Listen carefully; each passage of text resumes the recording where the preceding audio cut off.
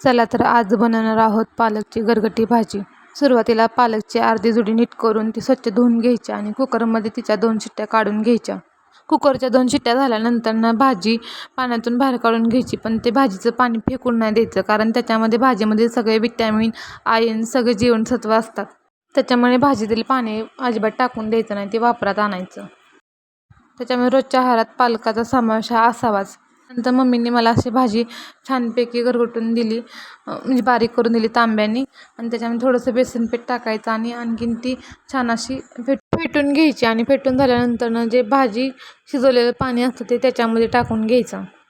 पालकच्या भाजीचा समावेश हा रोजच्या आहारात असावा, कारण घरातील प्रत्येक व्यक्तीसाठी पालकच्या भाजीतून जे विटॅमिन आणि आयर्न मिळतं ते खूप महत्त्वाचं आहे. तसंच की गरोदर बायका, नंतर घरातील लहान मुले आणि वयोवृद्ध लोकांसाठीही चांगली आहे. पण पालकामध्ये लोहाचं प्रमाण खूप मोठ्या प्रमाणात आहे. त्यानंतर भाजीला फोडणी देण्यासाठी कढई गरम करायला त्याच्यामध्ये तेल टाकलं, मिरच्या कापून घेतल्या आणि लसूण ठेचून घेतला. त्यानंतर गरम तेलामध्ये मोहरी अशी छान तडतडू दिली. कढई गरम करायला ठेवली, त्याच्यामध्ये तेल टाकलं आणि छान अशी मोहरी तडतडू दिली. त्यानंतर जिरं त्याच्यामध्ये टाकलं. जिरं टाकल्यानंतर लसूण आणि मिरच्या टाकून घेतल्या आणि छान असं परतून घेतलं, कारण की भाजीला पण छान असा तडका बसला पाहिजे.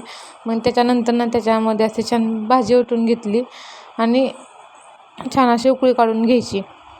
तुम्हालाही करायला खूप छान सोपी पद्धत आहे भाजीची, एकदा करून बघा, नक्की ट्राय करा.